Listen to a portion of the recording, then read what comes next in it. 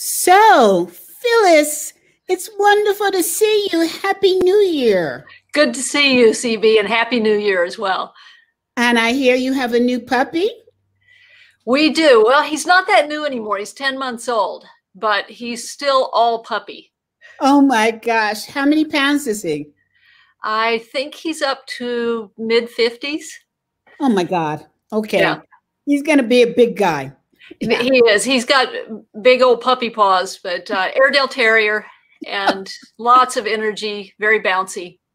Oh my God. A lot of fun. So how old are they before they stop growing?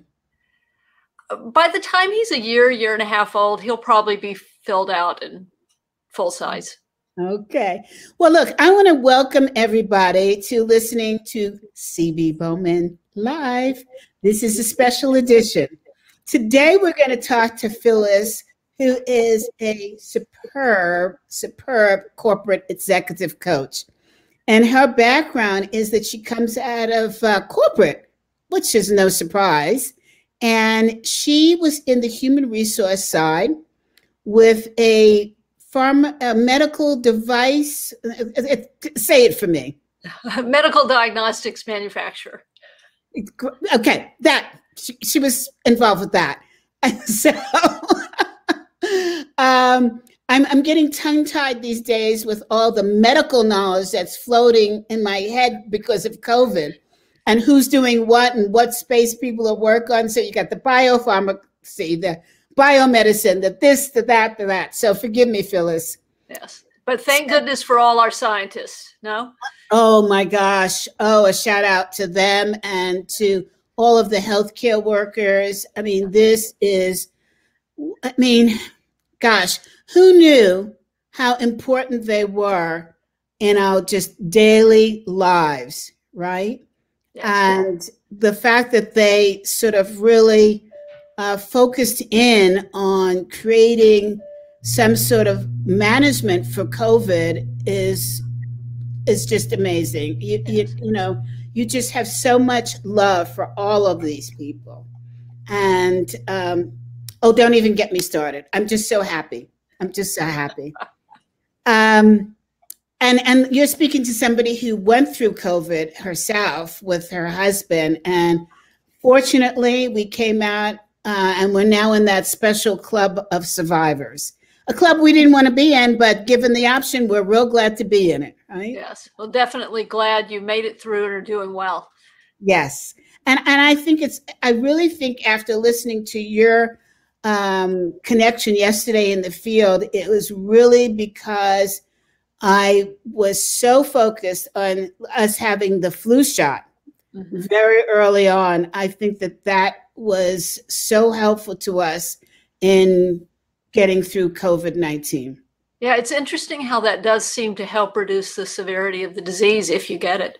Yeah, yeah. Because we had I didn't even know I had it for a while. So glad that I pushed us forward. And I'm taking the credit as the wife in the thing.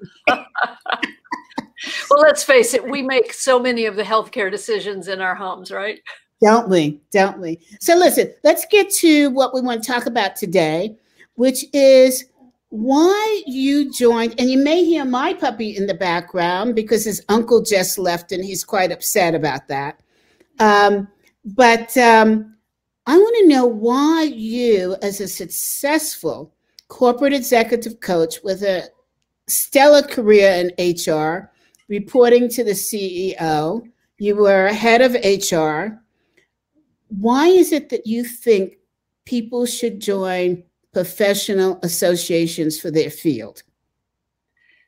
Great question. And one of the reasons that I sought out ACEC, the Association of Corporate Executive Coaches, when I transitioned from working in-house to establishing my own coaching practice, was because as a senior executive, I had found that there was real benefit in having a community of professionals who you could bounce ideas off of. And let's face it, the saying, it's lonely at the top, is true.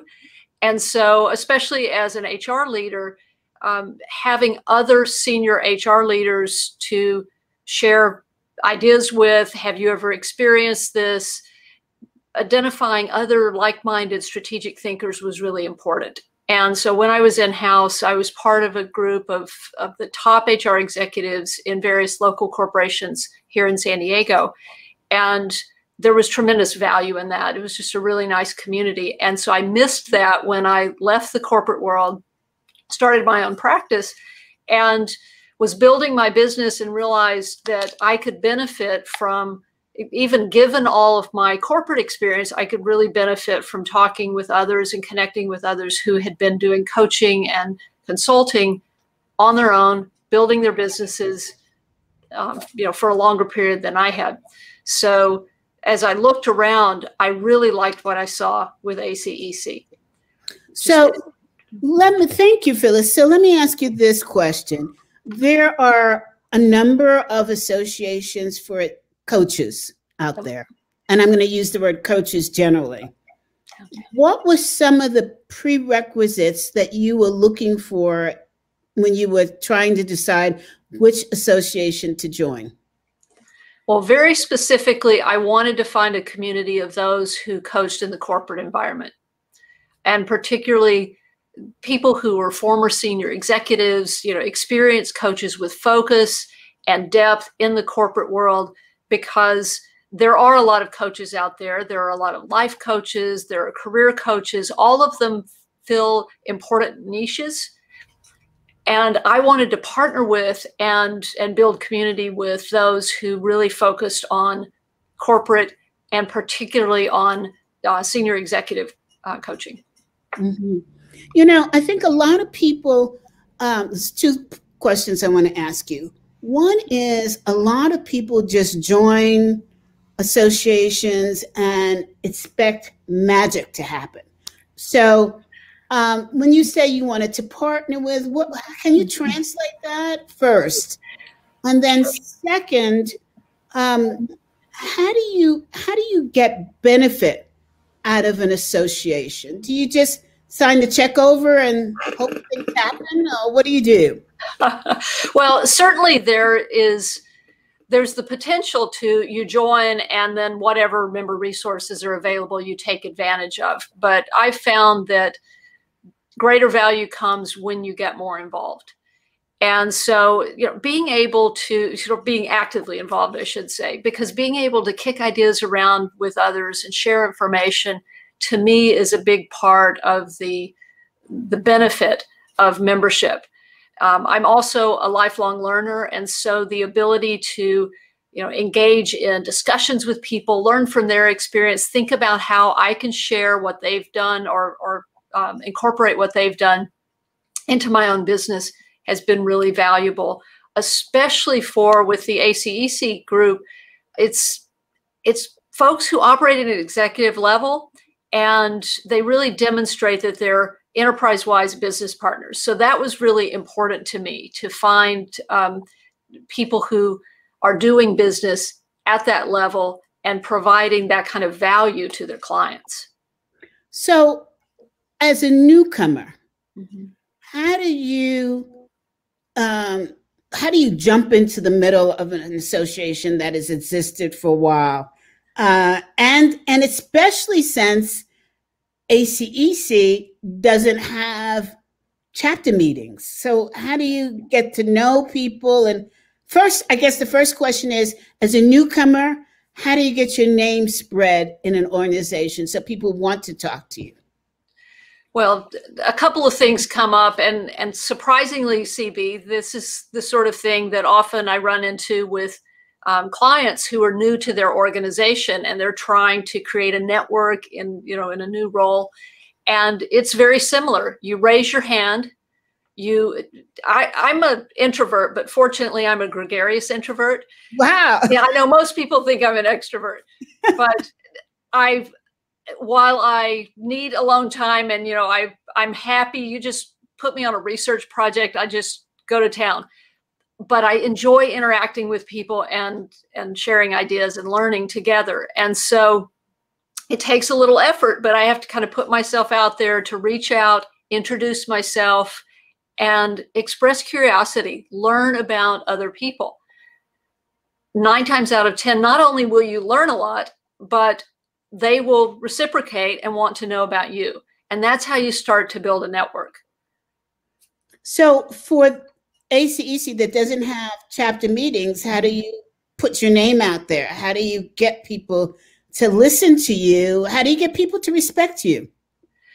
Well, fortunately, I have found that the community of ACEC is very welcoming, first of all. And though we don't have chapter meetings, we've really taken advantage of the virtual environment to create connections, learning opportunities, committee meetings, and other meetings that allow for sharing of ideas, as I've said, and just getting to know one another. And then by raising my hand and saying, hey, I would like to learn more about that, or how can I help with that, I've gotten involved in some smaller group discussions and gotten to know some really great people. It's also kind of interesting. There are a number of ACEC members who are local here to San Diego. And so I've actually gotten together with one of them in person, though we were outdoors. So we were socially distanced back when that was still acceptable. And I'm looking forward to opportunities in the future to actually meet more people in person. And so I think I hear you saying that part of the responsibility for getting maximum, let's say, use out of an association is to put yourself out there in terms of working on projects and then getting to know people by working on those projects? Yes, I think it's very similar, CB, to any kind of networking. So if you want to build a strong network, you have to look at it not as to what you're going to get out of it, but how you can help, how you can make connections and assist other people. And that has been my approach throughout my career, is in building a network. I wasn't looking for, oh, if I connect with that person, they'll be able to help me do, accomplish what I want to do. I mean, certainly I think about who would it be good to know, but ultimately my motive, my orientation around why I'm making these connections is because there is benefit, there's mutual benefit in knowing people. And I learn so much more by doing. Most adults do. That getting involved and making a contribution is how you get your name out there. And you ask about how do you get people to respect you? When you're delivering value, the respect will follow. I love what you're saying, because one of the things I hear so many people saying is, look, I've got a full roster of clients. I don't have time to join in an association. Or if I have time, I don't have time to do anything for the association. And is it really for the association? Isn't it to sort of not put all your chips in one pocket to say, I can bring in clients, but to network with other people that you can possibly have business relationships with? Oh, absolutely. What I found really helpful is that, when I'm talking to clients and there's a scope of engagement that it might require more than I could handle on my own, or maybe a client wants to interview several coaches and they will ask me because, as you know, with coaching, the fit and the relationship is very important. And if I want a satisfied client, I might want to work with them. But the most important thing is that they're working with a coach. The person who's going to be coached is happy and feels connected to the person that will coach them. And so having made a lot of connections with folks who are senior level, know how to operate and deliver results within a corporate environment is very valuable, because even though I'm a sole proprietor, it's like having a larger organization at your beck and call, because I can bring additional high-level quality coaches to clients and meet their needs because I trust that they will serve my clients well. And I think also it's, as you said, it's getting your name out in a way that people see your work ethic, your work theory, your methodology, the tools that you use. I just had a situation where a company contacted me because they were looking for a coach of color who also had huge amount of leadership experience to coach their future CEO. Wow. Now, the CEO is probably 10 years out, but the potential CEO asked for a coach. That's terrific. Oh my God. Okay, this is wonderful because I know people that are the perfect fit because I know them through ACEC. And fortunately, I presented 3 names, and one of the 3 got the assignment, which is a multi-$1,000 assignment. Mm-hmm. And the company came to me and said, you know, we really like the other 2 candidates, so we have potential work coming down from them. Now, that was all based upon them being part of projects I'm working on. I know their work ethic, I know their history, I know their style, and I knew they would be a perfect fit. Now, isn't that easy? That's terrific. And that's exactly what I've seen as well. Yeah. Yeah. So people that say, so let me just ask you straight up, because I know you have a flourishing practice. How do you find the time? How do you find the time? Well, isn't it the old saying, you know, if you want something done, ask a busy person? So true. I actually find I'm more productive if I've got a full plate, because if I have a lot of space in my calendar, I tend to put off things that I know I need to be working on, and maybe I spend more time playing with the puppy. So, which is not necessarily a bad thing. Yes. But I mean, all joking aside, some of my best thinking is when I'm transitioning between work and play. And so making sure that I'm building in those transitions between work and play, but also keeping a full schedule and staying focused and really thinking about how do I want to grow my business, even during the pandemic, because there's certainly a need for, you know, coaching and greater leadership and unique challenges of leadership that have arisen during the past year. And so how could I not make time for something that is not only going to benefit my clients, but it also helps me grow my business? So let me ask you this then. What do you say to people? So I happen to know that you're a very open person and you share beyond belief. I mean, your ability to share and connect with people is so impressive, Phyllis. Oh, thank you. What is it that you say to people that want to hold all their client information and everything they do? They want to hold it to themselves because they're afraid that somebody else will frankly steal their ideas or clients. Well, and sometimes people come to that point because maybe they've had a bad experience, you know, lack of trust. I guess I have enough confidence in my ability and also a sense that there's more than enough to go around.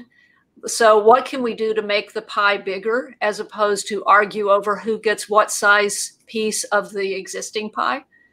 And that's a philosophy I've had throughout my life. I love it. No wonder you know such amazing people in all aspects of life. So, Phyllis, I should disclose that I'm very much involved, as you know, with ACEC, the Association of Corporate Executive Coaches. Thank you so much for talking to us about the reason why you joined and the experience of it all. Are there any parting thoughts about the experience that you have in ACEC? I would say that anyone who is considering an organization like ACEC, give it a try. I mean, you don't have anything to lose. And in particular, the more you will put into the organization, the more you're likely to get out of it. It's an investment in yourself. It's an investment in your personal growth and your business growth, but it's also an investment in continuing to deliver new thinking to your clients. Yeah, thank you for saying that, because first of all, ACEC is a very different organization and association for coaches than others, in the fact that we focus on the business side of coaching, and we focus on being an enterprise-wide business partner. And go to the ACEC website for a great definition of that. But we truly believe that when you go to coach somebody in the C-suite, you may be talking to an individual, but you're really coaching for the success of the entire enterprise. Yes. And it's so important to be able to meet other coaches that have that same philosophy and ability to do so, knowledge and experience to enhance what they're delivering. Yes, and when you want to help people reach their full potential, I mean, there's a tremendous multiplier effect from that. Absolutely, absolutely. I see we have a question coming in from Catherine Larkin, and she says, great discussion about ACEC and the value of the MCEC designation. Really appreciate the open and relaxed discussion. Thank you, Catherine. Well, thank you, Catherine. So we should talk about what is MCEC, and you have those initials I see right there, as do I, but it's always best to hear from somebody else. What does it stand for, and what does it represent? So the Master Corporate Executive Coach is someone who has demonstrated not just a commitment to coaching at a corporate level, at a C-suite level, and the ability to do that. But is also the well-rounded, as you said, the enterprise-wide business partner. So it's really thinking strategically about how to help your executive clients succeed in many respects. So I know it's not an easy designation to get. No. Because it is designed not based upon how many hours you've spent coaching, but it's designed on the success you've had with your client. And that's both measurements are important. There are different organizations that support each measurement. We support the results that you have with your clients in terms of a return on investment. In other words, how do they see, not how does the coach see, right. How do they see the success of the assignment? And what are they using, because we believe it's not static, what are they using to measure that success? And that's what we want to know. We also want to know that you're giving back to the community and that you have the right tools in your toolkit to help support any kind of situation, even if it's a psychological situation, that you have a roster of therapists that you can refer clients to and knowing when to refer them. And we also support, of course, our clients understanding how to present in this new world. And we do everything we can to give our coaches that kind of information. And to that point, I'd love to put in a new plug. We are going to have our conference this year. Yay! It is going to be online for the first time. We're super excited about it. It's going to be in May and June for 4 days. Where's the camera? 4 days for 4 hours over 4 weeks. And the focus, the theme of the conference is the futurist coach. Great. Understanding the mind of the leader. And so we're going to look at what makes your client tick, bottom line. We decided this year not to focus on coaching subjects, even though we are a coaching association, but because of the high level work that we do, we need to understand much more about the mindset of the buyer. Yeah. And so stay tuned for great news about it. We're super excited. And Phyllis, I know you'll be there, right? Oh, you know I will. Because I want to hear all about the challenges that, you know, beyond what my clients are facing. What's everyone else facing? What do they need from us? Right. That's the reason why you're an amazing MCEC. You said it perfectly. Well, everyone, this is a short session. We just wanted to focus on, especially starting the new year, what are you thinking about in terms of the association that you want to join to enhance your professional delivery in the field of executive coaching? If you have questions, please reach out to me at cbbowman@cbbowman.com. It's cb@cbbowman.com. Pretty easy. Phyllis, thank you so much. And always a pleasure to talk with you, CB. Great. We will see you around the halls of ACEC, the virtual halls. And, alert from messages. We would love it if Elena you're, Love. Oops, my computer is talking. Is your puppy near you? No, he's locked out of the room so that he doesn't, you know, crash our conversation. Oh, gosh. Okay, well, next time he's invited. Okay. Thank you, everybody, for tuning in to CB Bowman Live Special Edition. We'll see you soon. Have a great week. Get to tune in tomorrow for CB Bowman Live Challenges of the C-Suite. We look forward to talking to you then. Bye now.